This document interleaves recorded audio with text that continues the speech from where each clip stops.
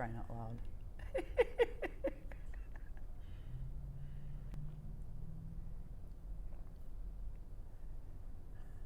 Where's our music?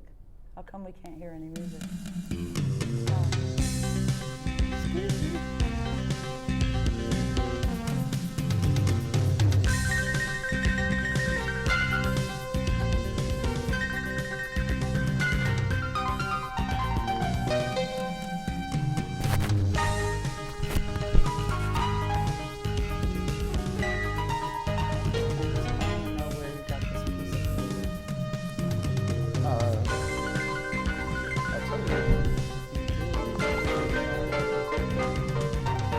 Created by our first in-house director, a guy named Jose Caballero.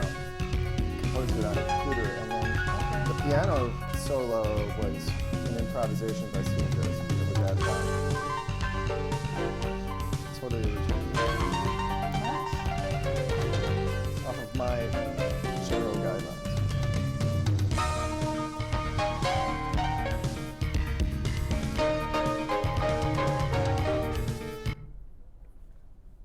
Hello, this is Martha Cooper, and I am here tonight with CTV Society, and our show is Oh Say Can You See.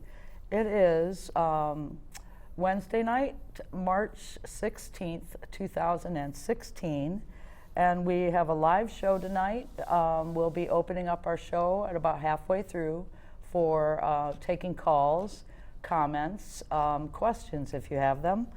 And our show is live on the 1st, 3rd, and 5th of Wednesday of every month from 8 to 9. We also show reruns every Tuesday from 6 to 7 p.m. I'm here tonight. Our show tonight is going to be on the rise of Donald Trump and the demise of American values. My guests tonight are Christy Shellman. And also we've got Mirko Toman. He is with CTV as well. And then there's our friend and leader, Mark Z, with CTV.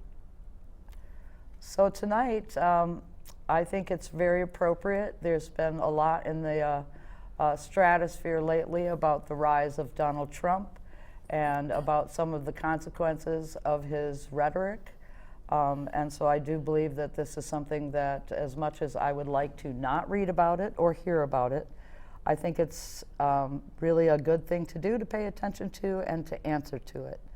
I wanted to just start out by talking, how did we get here? Donald Trump has been surprising everyone in the polls, and the media still seems to be infatuated, which has only helped him. And now that more states have gone, he is being considered a very serious threat by his own party, who don't seem to have much love for him, at least on the establishment side of things. I wanted to talk about the rise of Donald Trump. We were speaking earlier, Mark, about Donald Trump and his history prior to becoming a so-called political figure. I know that his history was when he started talking about the birther movement, to say that Obama was not a citizen, that none of the Republican Party spoke up against him or confronted him. And now I hear him continuing that path. And can you give us a little background on what was going on with the Republican Party before they created Trump? You can see Donald Trump as, other people have said this, besides myself, simply because it's obvious, but you don't often hear it through the mainstream media, but you can hear it through NPR, or if you're, looking for it in the New York Times maybe, or the Washington Post. And that is the idea that the Republican Party, for 40 years, ever since Ronald Reagan began to rise, ever since the 70s, you started getting this actually all the way back to Nixon. There was a Southern Yeah. strategy, and the Southern strategy was that the Republicans, who had been a Northern economic conservative party, were going to appeal to the disappointed racists in the Southern United States by maybe hinting that they would listen to their concerns that, you know, maybe equality had gone too far, that maybe secularism had gone too far, and there needed to be a return to good old-fashioned American values of, you know, some kind of segregation, some kind of limit on, you know, freedoms for minorities or for people to be non-religious or to have, you know, different sorts of religions. And they weren't very explicit, and they were never delivered, because what they were kind of hinting at, and this is what you hear them talking about when they say, commentators talk about the Republican dog whistle, was that they used to blow the whistle and racists would hear it in the South, but the mainstream media wouldn't really pick up on it, or if they did as individuals, they would ignore it. And the rest of the country didn't understand what was going on, but in the South they understood, and the South went totally Republican. Now once they did that, every cycle they had to become more and more conservative and promise more and more, but they were actually delivering less and less because there was only so much they could give them. And now Well, then didn't they, at that point, become to blame others more and more? We had the liberal backlash. It was huge. It was like all of a sudden they had done their best to make liberal a dirty word.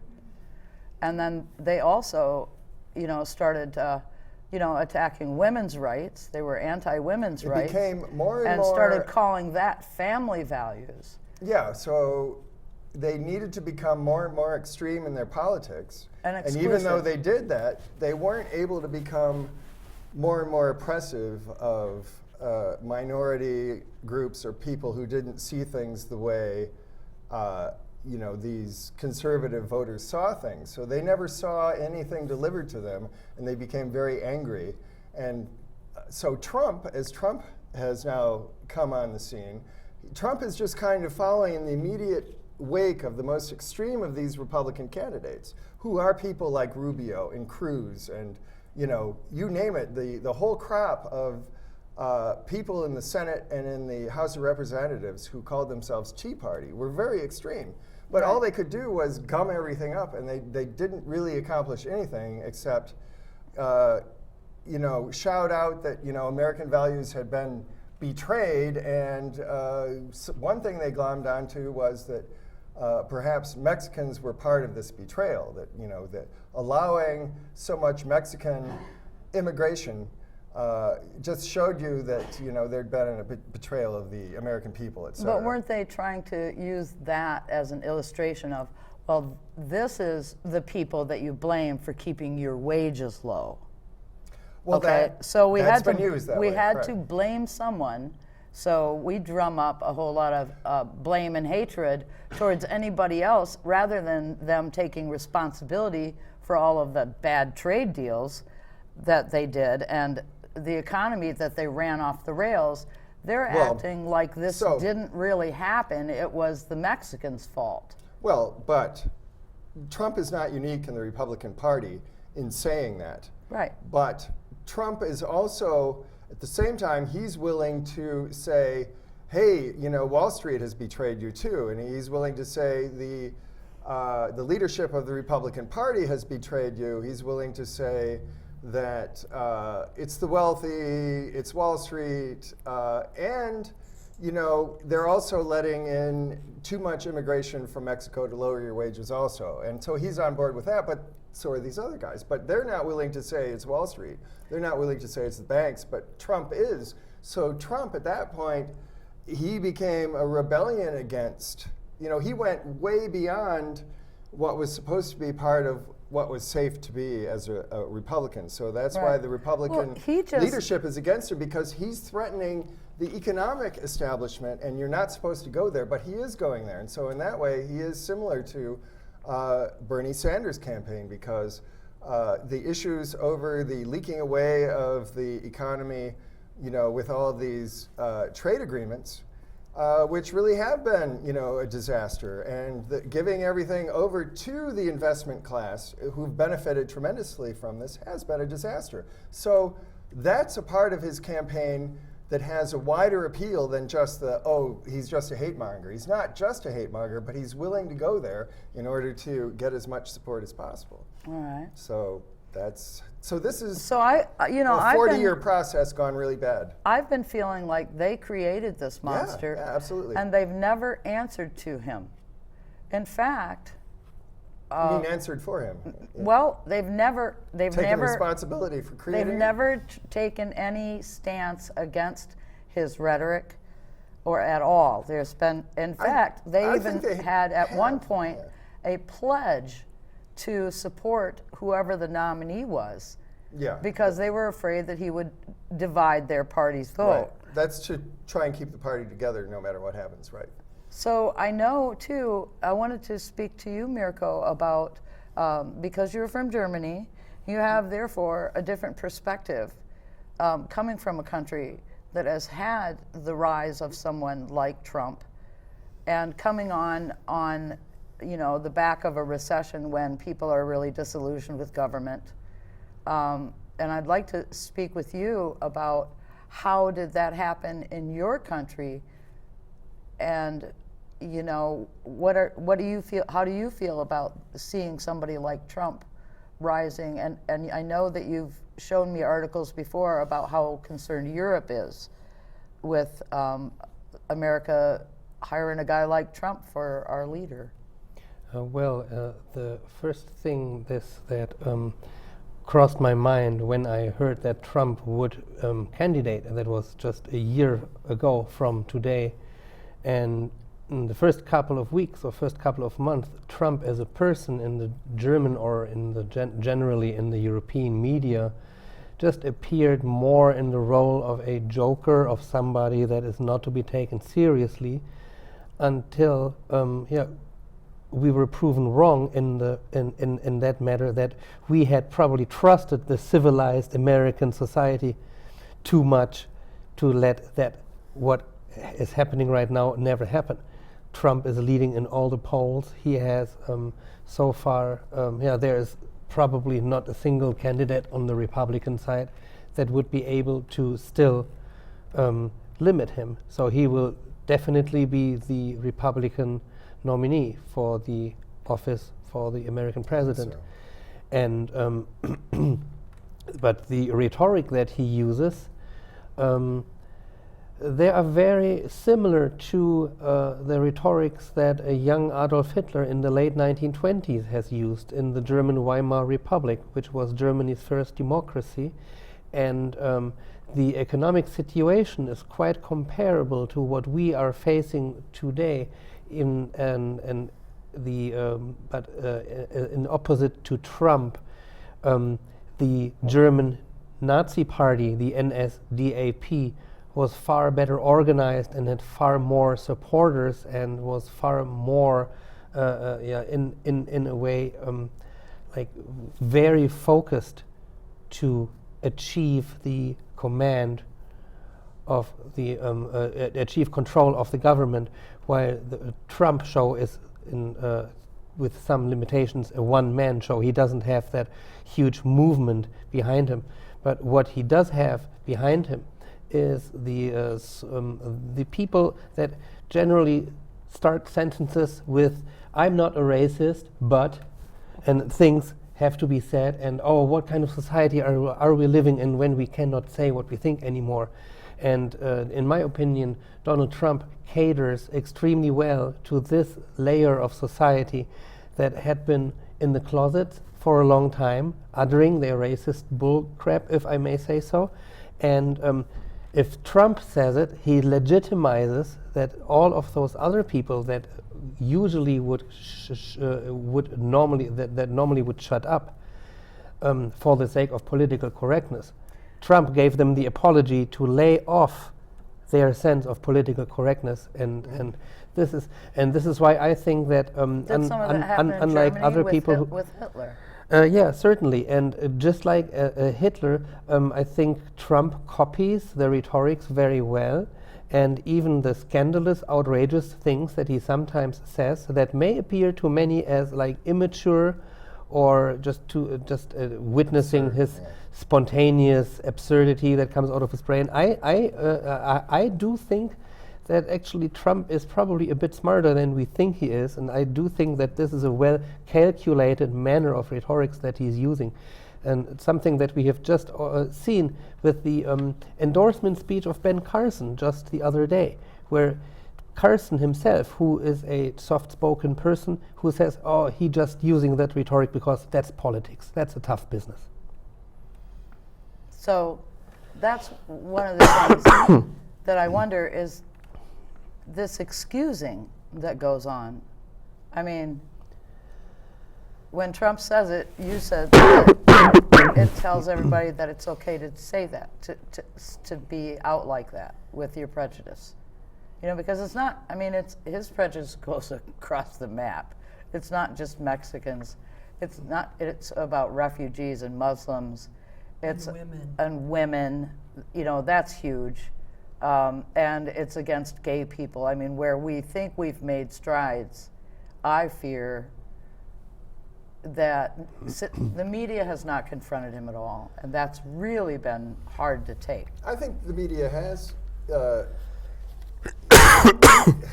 for sure pointed this out, really. But then again, my media is NPR and maybe the New York Times. I'm talking about pretty much corporate media has. I've Given seen him a pass on this? Yes, definitely. I mean, he'll say outrageous things, and nobody says, "Isn't that unconstitutional?" Or well, he can say what he wants. I mean, that's the Constitution. Right, exactly. But is it responsible? Is it the kind of person you want to be president? He's calculating that, yes, this is the kind of person that the angry white people who feel dispossessed want, and he's going to use them as part of his base of support. The other thing is that he's going to, I think legitimately, point out very strong economic concerns and complaints that the people have with the economic elite and what has happened to the economy as it leaked away. Bernie Sanders was speaking to the same thing. But Trump pretty much takes the promise of returning vitality to the U.S. Economy by ending the supremacy of the Wall Street investment class and re-insulating the U.S. economy with a tariff wall in order to rebuild it up. I think that's a legitimate economic course to take, but he's allying that, unlike Bernie Sanders, with with the willingness to hint at, and more than hint at, racism and intolerance in order to get that part of the anger out there and use it to his benefit. And that's dangerous. It's a dangerous person willing to do that. It's not a moral stance to take. Yeah, I was also thinking too that in the time when this was happening in Germany, we had the rise of Adolf Hitler. We did not have any social media. We did not have it. We got the media that we were given. There's. I would say that's why the Nazis had to have so many torchlight rallies and stuff. That was their Facebook, how they united behind the Führer principle. But it went on for years and years and years. And Trump, now he's been doing this for 8 years. He ran 8 years ago and he announced, "Oh, hey, I'm a birther." I think he was born in Kenya, kind of thing. And so he was willing to go there, but he hasn't. So he's been at it 8 years, and it took Hitler about 15 years to rise to power. And he's behind where, I don't know, for a long time Hitler was a small movement, but he kept it going for years and years and years. And then it ballooned eventually when the Great Depression hit, which is after the Weimar Republic went through the terrible inflation. It came back. And then the world went into recession and everything, hit the fan, and Hitler declared a completely new economy. He declared, this is money, and forget the world money. This is money because I, the Führer, say this is money. And it worked. They had a physical capacity and technology to be, one Isolated. of the very richest countries in the world, and they went from being one of the poorer countries in the Western world to being, one of the very richest. Perhaps, their standard But of living they even became richer because they went and stole everybody else's. No, this was before the war. Okay. So if Trump delivers on economic promises by just doing it, like he says, and somehow he's able to get the votes to change the Congress, then we could be looking at a very different Trump and an even more frightening Trump in many ways. It's hard to say where this would go, but his willingness to play with hate is just very frightening. Right. That's one of the reasons I'm here. I was never, ever in my life moved to stand up and say, hey, I'm for Bernie or Hillary or Trump or whoever. He scares the liver right out of me. I'm a disabled American living on a pension that he could take away if he wished. It feels like that's what we're fighting against. That we have to do something. We can't let this go on. Many Republicans would want to take that away from you. That's and right. take a lot away from a lot of people. I'm not sure that that's been specifically part of Trump's rhetoric, but if he had to, maybe you and other people he'd be willing to sacrifice. I believe it. I believe his rise so. to power. Well, yeah, there's been, I feel like there's been a real attack on one group after another, in Republican rhetoric for a long, long time. Yeah. There's been this blacks are lazy and they don't want to work kind of stuff. And, and then, I really believe our country has been seriously racist for so long. And so when you start putting people in for-profit private prisons, and economic racism, systemic racism shows up in banking practices, things like this. So now we have ghettos because there were areas that were redlined. I mean, so race does show up in politics over and over. This is nothing new. But now it's kind of out in the open. Yeah, it's just So more it's out in the open. scarier. I saw something once recently about, now that it's out in the open, we have to kill it before it goes back to hide. And so I believe that it's important to have shows like this. I was pretty amazed. I mean, when Trump came here, I showed up to protest.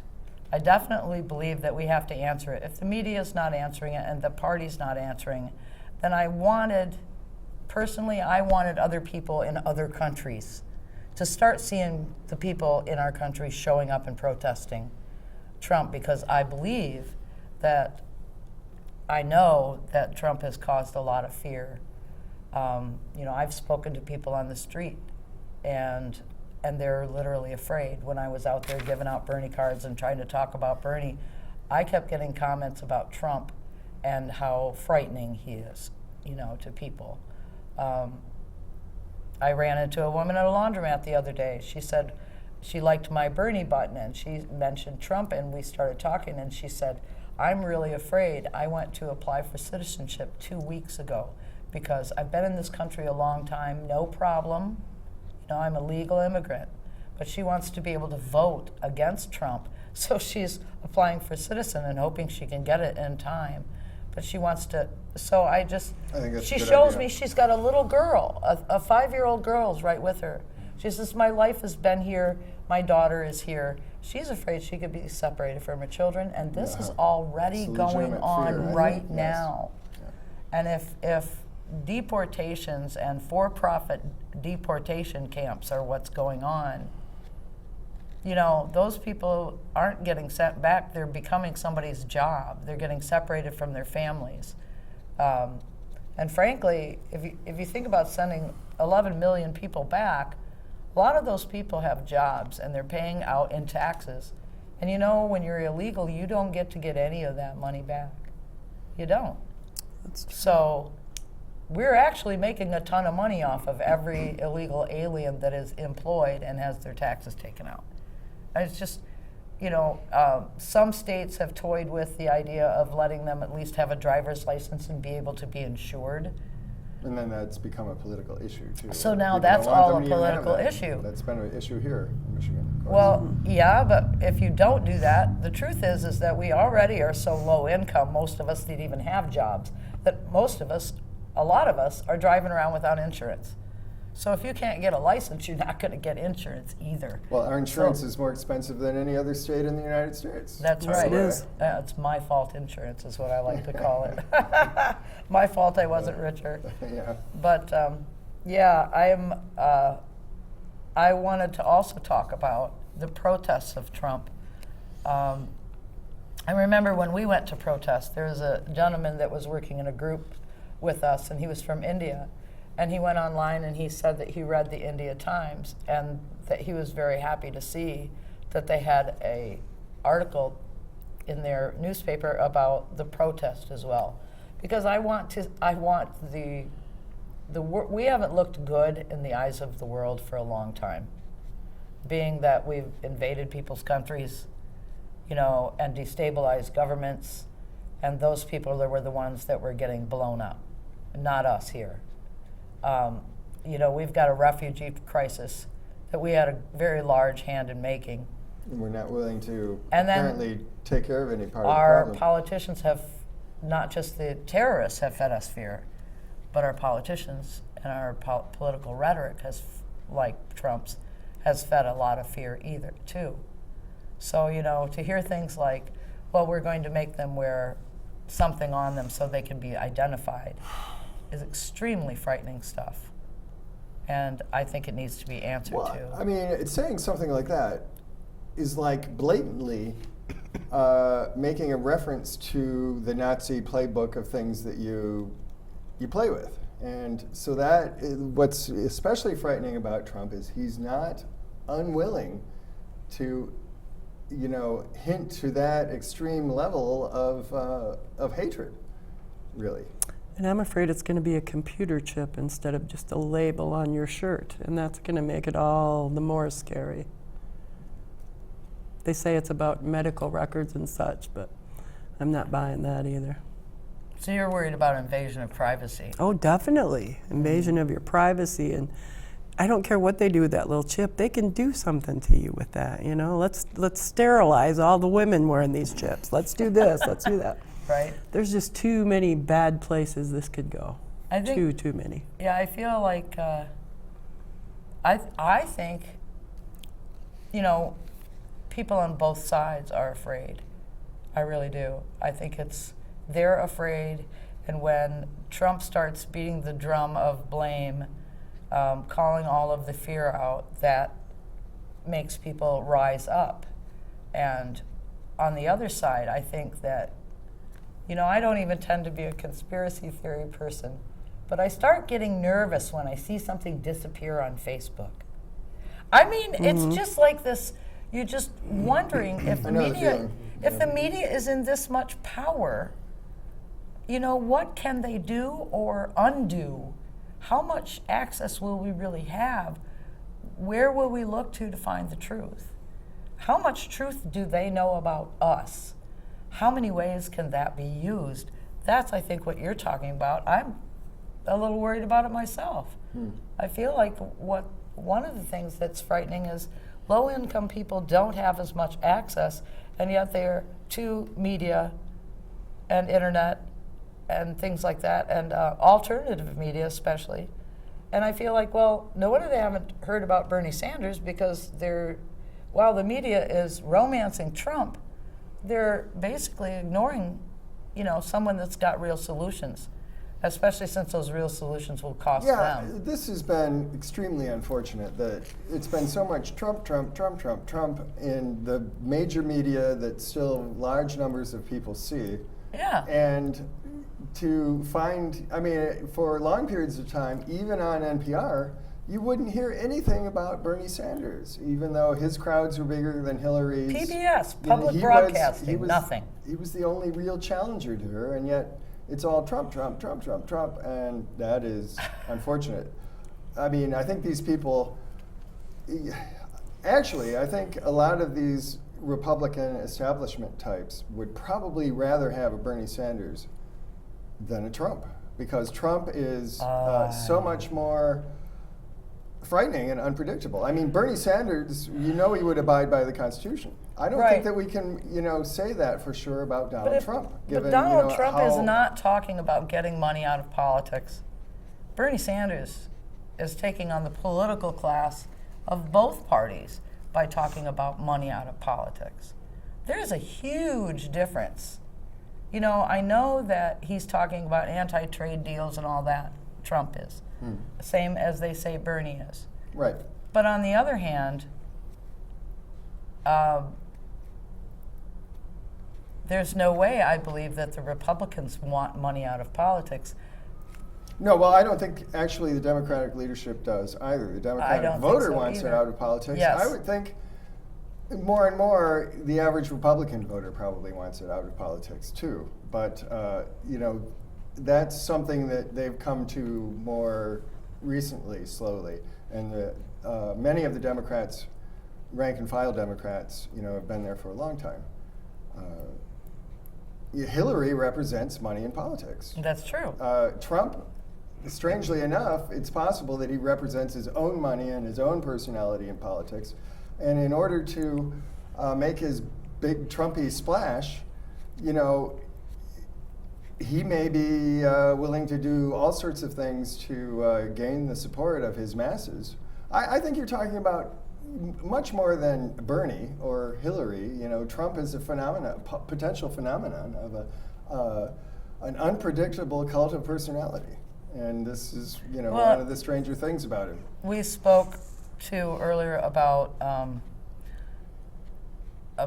he has really basically no qualifications.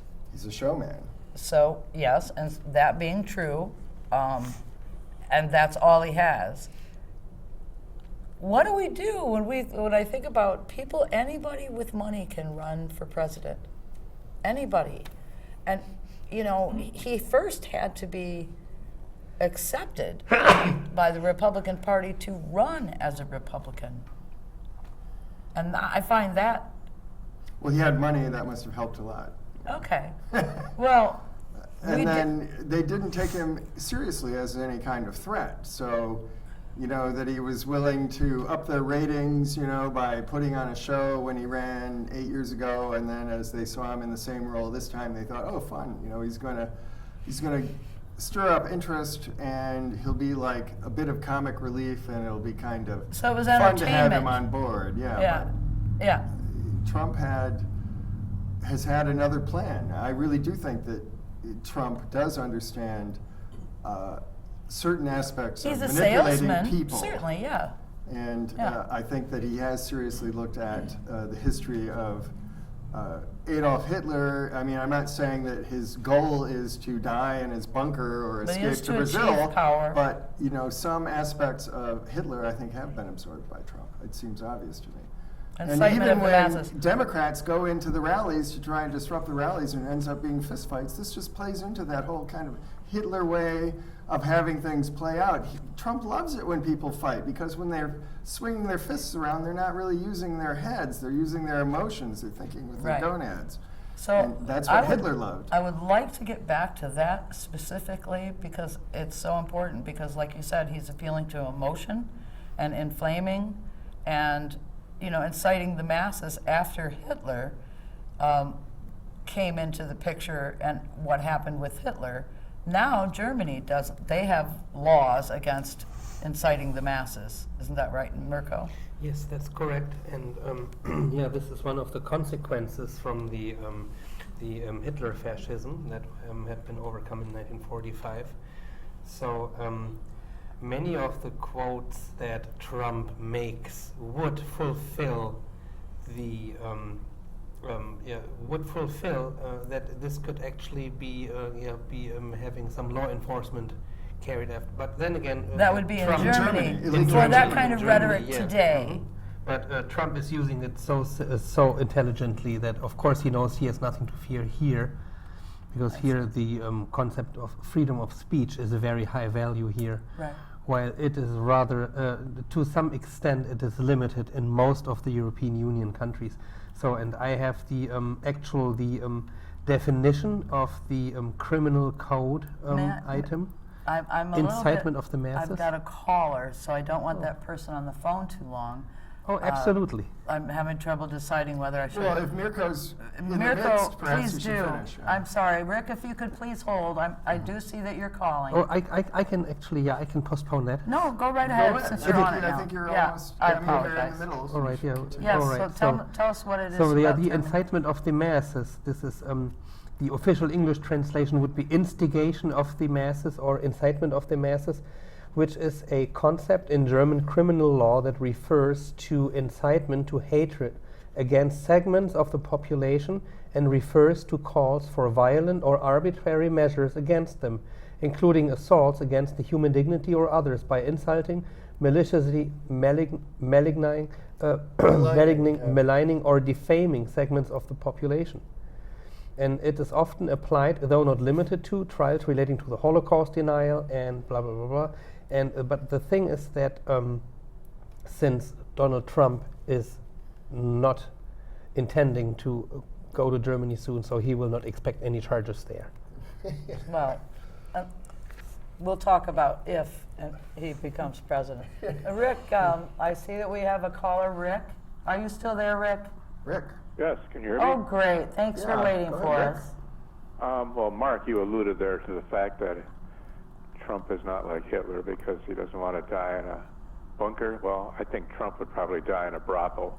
Well, but that's just a little joke. But you know, Trump and Hillary, after last night especially, and things could change, but they look like they are going to be the nominees. And Yes. for the first time in my adult life, I am actually, if that's the case, if those are the two, I am going to have to either leave the president blank, you know, or vote for third party, maybe for Joe Stein for the Green Party, or if the socialists are running somebody. And I know they're going to lose, and people might say I'm throwing my vote away, and if I don't vote against Trump, if I don't vote for Hillary, I'm voting for Trump. But I'm sorry, I mean, if our choices are between, and these are the only three people I think realistically right now have a chance to be president, would be Hillary, Donald Trump, and Ted Cruz.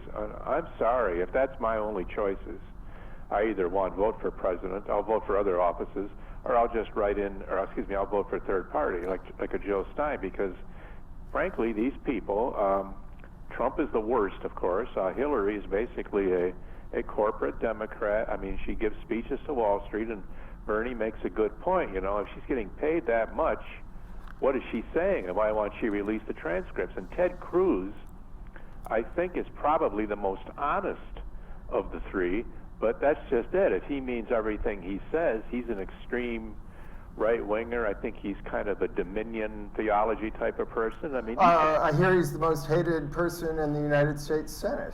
Even by his own party. Yeah. although I mean, guess Mike Lee endorsed him, and Lindsey Graham, who doesn't care for him, he just no, he's the person who he said just this. considers now, and frankly, I personally think in the Republican Party now, if it comes down to him and Trump, and I'm not going to vote for either one of them, but I just honestly feel, and you may all disagree with me, that Cruz actually is the lesser of the two evils. I mean, Cruz hasn't gone around demeaning everybody and using foul language and demeaning women and Muslims and Mexicans and the president and handicapped people and POWs. It just goes on. And these silly people that are working for him, I know they're being paid by him, but these people get on one of the three cable networks, and no matter what Trump says, it reminds me of the Animal Farm line. Yeah, you know, I am very disappointed that it looks like, I think the only people who have a shot, unfortunately, are Hillary and Trump at this point.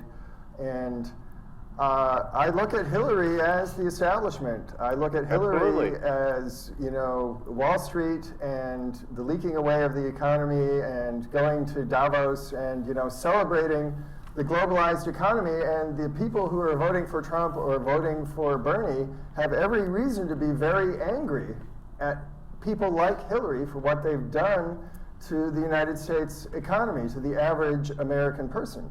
Well, not only And that, but so I have sympathy actually for the Trumpites because I have sympathy for the Bernieites. What I see is that Trump is willing to use hate and mix that in with the rest of it. So I am also very torn in terms of how to use my vote, actually. Well, if you look at Germany, prior to Hitler taking over. Of course, that was the Weimar Republic, which was a pretty unstable government, and they were coming out of the First World War when they suffered so much from reparations and so forth. But what you had there was the far right, the Nazis, the far left, the communists. There was a socialist party, the Social Democrats. And unfortunately, they didn't muster enough support. In fact, the communists actually encouraged people not to vote for the Social Democrats because they said they were no better than the Nazis. Now, who could believe that, right? So what happened is the far right took over there, the Nazis took over, and, you know, we had World War II, we had the Holocaust, and I wonder how many people that thought the socialists were no better than the Nazis said that after 1945. But anyway, don't get me wrong, Hillary is better than Cruz or Trump. I'm not so sure she's that much better than John Kasich, but I don't think John Kasich is really going to be a factor. I mean, if John Kasich ran against Hillary, I might actually think about voting for Kasich, because at least we know what he is. Hillary is pretending to be this progressive, and it's funny because I don't know how many of you are familiar with 1680 AM. It's a progressive radio station here in town. Have any of you heard of it? Yes. The WCRR? Yes. Well, most of the folks there, of course, are, if not all, are progressives, and you know, most of them are for Bernie. But the people that are for Hillary say things like, "Well, you know, Bernie says all the right things, but he can't win. Hillary's who we have to vote for, and we just have to nudge her more to the left." So why should you vote for a candidate that you have to force to move to the left if you're a progressive? Why not vote for the true progressive like Bernie? And then the people on the right who say they're sick and tired of America being controlled by billionaires. Excuse me, so you're going to vote for a billionaire? That's your answer? I mean, Well, but remember, of course, Bernie won here in Michigan, you know. I just have to, because I myself personally am not ready to say that Sanders cannot win. No, I just say it looks bad, right? I know. Looks extremely bad. I'm not answering you, It's Mark. not impossible. I'm not answering you, Rick. I'm answering Mark. I'm all for Bernie, don't get me wrong. Okay, I understand. I also feel like she's out of southern states. I mean, Yeah, look where her support is coming from. Exactly. mostly. Look at where the support is coming from, and look at the. On one hand, we've got the media sucking up and enjoying the Trump show. Oh yeah. You know, and really, what it boils down to is where the media is at is if it bleeds, it leads. And this is just our political system bleeding. So it's the same thing of that. Let's go find ourselves a political train wreck to entertain the masses today.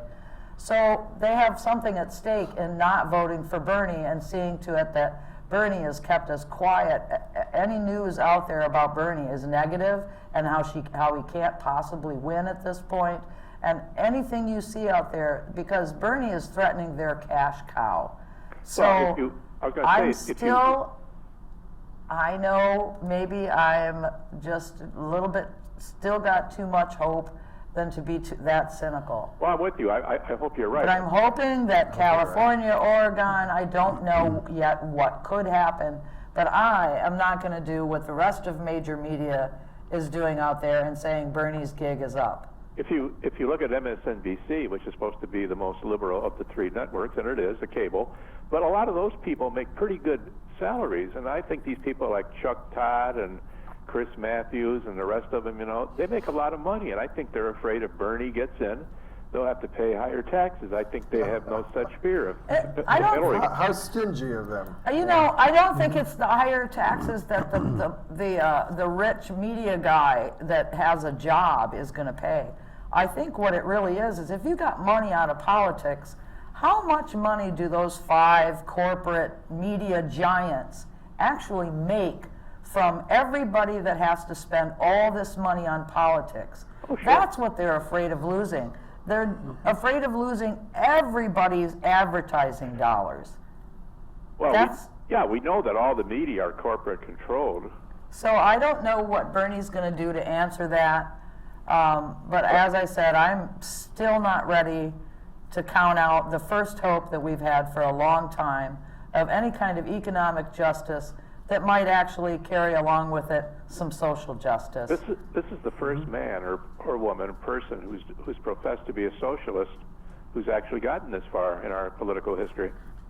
Right, and what It's Trump remarkable. does, It is. what It Trump is so. does is, and he's said so many outrageous things that it's gotten to the point where he can say anything outrageous to entertain his masses, and they're all going to cheer. So when he sits there and tells a lie like Bernie's a communist, okay, well, he's not a communist. We've got Mirko sitting here and saying there was the Communist Party and the Socialist Democrat Party in Germany and the Nazi Party, and that's how Trump came up. So He's probably about like Franklin Roosevelt in reality. You know? Bernie Sanders? Yeah, in terms Yeah. of his extremeness to the left, I don't think he's, I think that it's more like something like that. He's a social democrat. He's a, Right. he's like Yeah. a Fabian socialist. Let's evolve toward another society, like, do it Right. within the Constitution, this kind of thing. He's not a revolutionary Marxist, But which is Bernie, what Trump implies.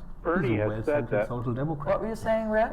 Well, I was saying when Bernie made the comment that when Eisenhower was president and had a Democratic Congress back in the 50s, and I remember those days, the top percentage for very rich people, and it was probably never actually paid because they found loopholes, was 91%. And Bernie says, I'm not asking for that high rate. He says, so am I less of a socialist than Eisenhower? Well, probably so in that sense. Right. But, I know that what Trump does is he makes up a whole lot of story and lie, and nobody calls him out on his lie. If he says, oh, Bernie's a communist, I haven't seen anybody yet that says, oh, no, Bernie's a democratic socialist. Even people that are Democrats are doing the same thing to Bernie Sanders. They're not saying he's a democratic socialist. They're saying he's a socialist. Well, the Right. media is too, because they have as big or bigger an axe to grind than Hillary Clinton. Well, as you know, a lot of people that call themselves liberals still uphold the capitalist system.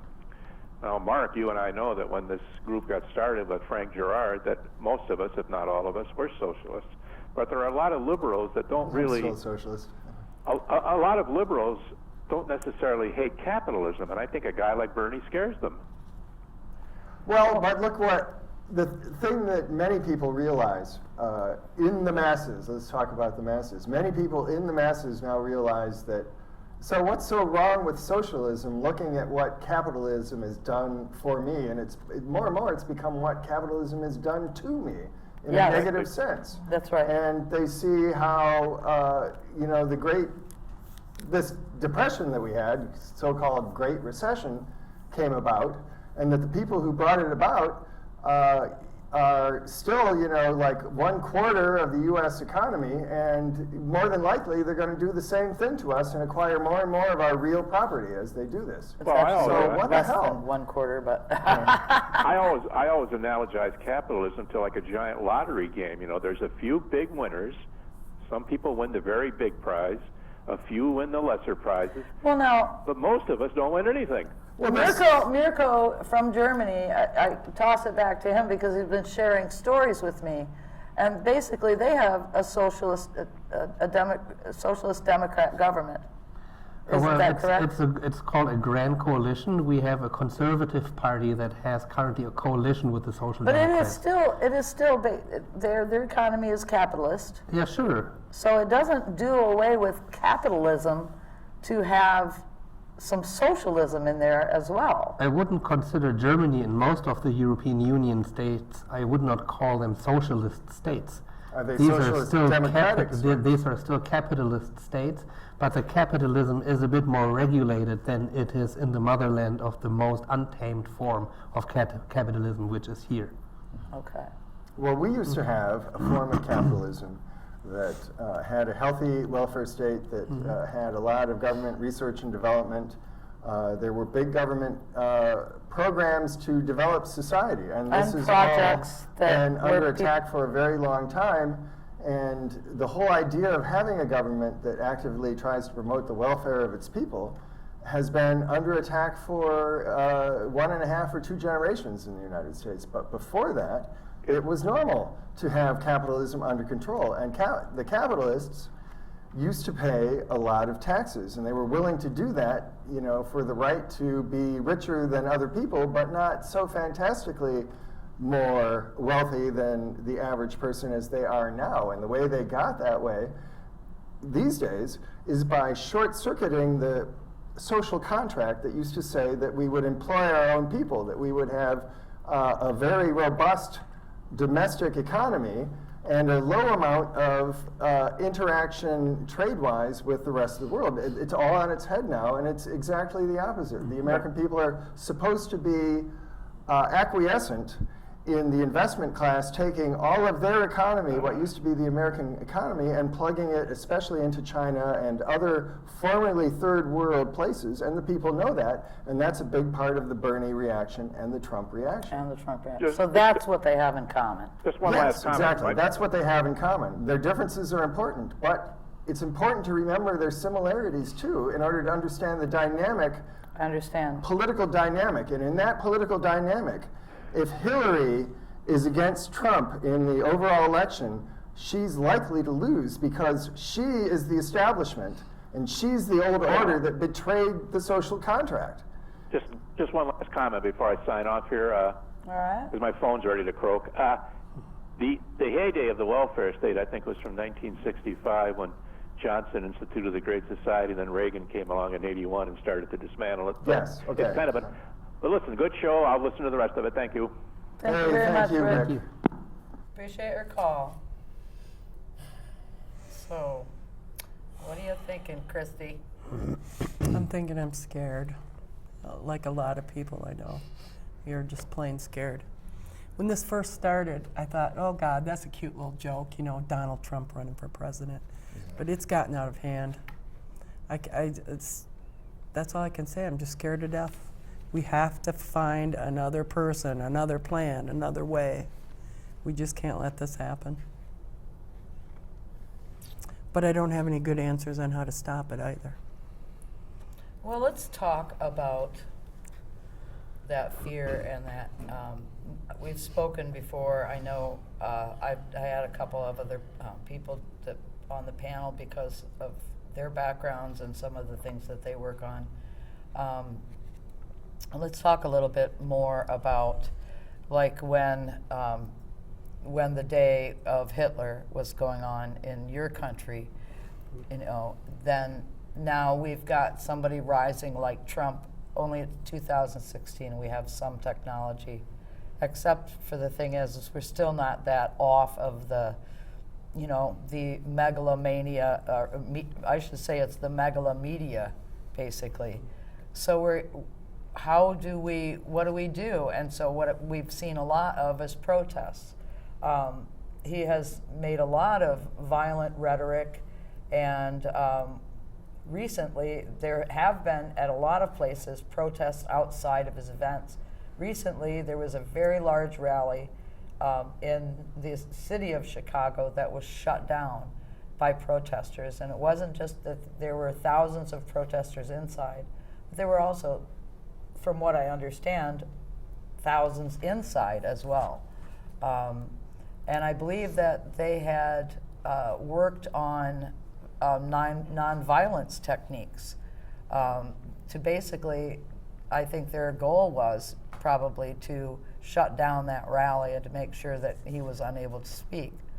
I would almost like to talk about, you know, what your impressions were about that happening, any of my panelists here, about the protest happening that shut down the rally, that Trump's rally. Did anything like that happen when Hitler was rising to power? Was there any backlash at all socially? Yeah, sure. Hitler always had opponents in the bourgeois camp and also in the progressive camp, which was covered by the Social Democrats and the Communists. Right. But also due to the economic recession that Germany was facing back then, one of the biggest errors of history, and this is what has led for the Nazi movement to come to power that easily, is that whatever was of the left side of the NSDAP were too busy fighting each other. Social Democrats fighting communists. Hardcore Marxists are fighting with reformist Social Democrats, both blaming each other to be the biggest threat for our society and totally neglecting. And this is what the movement behind Hitler have mercilessly exploited. And unionists, Trump Social is Democrats, communists, mercilessly exploiting Christians, this party over here, all being too divided. split up, Yeah, the that's right. Democrats. Over here, he's also exploiting the Republicans being split up. Isn't that what's happening then, kind of right now? That would be similar? There were many Republicans running, and he was the only one willing to go beyond the limits of what Republicans had said before. He was willing to say things like, you know, get big money Wall Street out of politics, you know, get them out of their, you know, secure international deals. This was something that Republicans never said before, and so he was able to say it and at the same time be very politically incorrect, and he broke right through because he didn't have a stake in the old Republican Party. So Certainly, he right. knew his break between all these people, and he went for it. And because he was willing to exploit that, he got space between him and the other people. And now that he's had that space, you know, it's hard to say, would he have arisen in a smaller group of people? Maybe not. But now it looks to me like he's got it, unfortunately. Well, I think that Democrats, liberals, progressives, who go into his camp and start saying, fuck you, Trump. Oh gosh, we're not supposed to say that. But who say, you know, Trump, you're an anal orifice, you know, that's going to mean that a fight starts. And this is very much like the 20s or the earlier 30s in Germany.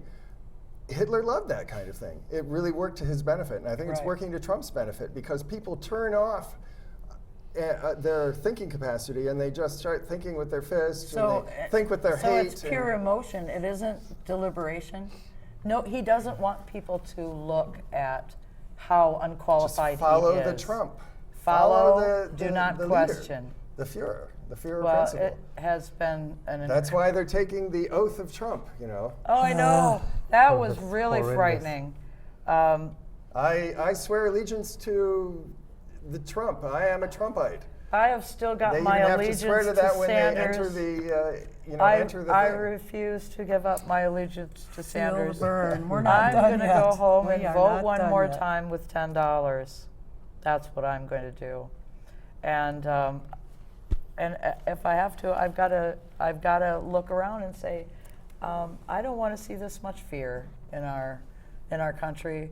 You know, we had made a lot of progress on some human values that line up with, you know, freedom in America, and I'm just amazed and shocked. I believe that Trump will be their nominee. Today, he actually said that Oh. there would be riots at the convention. See, he's threatening He violence. is threatening constantly. That's a code for his followers to be ready for violence. That and it has is to come so to that. true. It is so true. So, What he says matters. He's Yeah. the leader. He's the Führer. well, if I had thought it would be fun to watch the Republican Party implode, but it's not as fun as I thought it would be.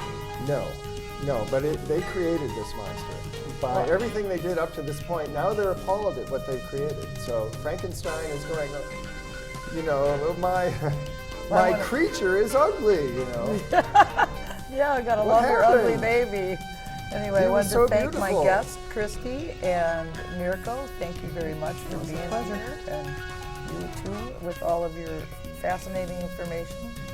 Unfortunately, this is a topic that could go on entirely too long, and I think at about an hour I've reached my limit of. My gut is churning just thinking about I know, all I this know. stuff. Well, we have to do something, and I'm not done trying. So. I'm sorry about the F-bomb.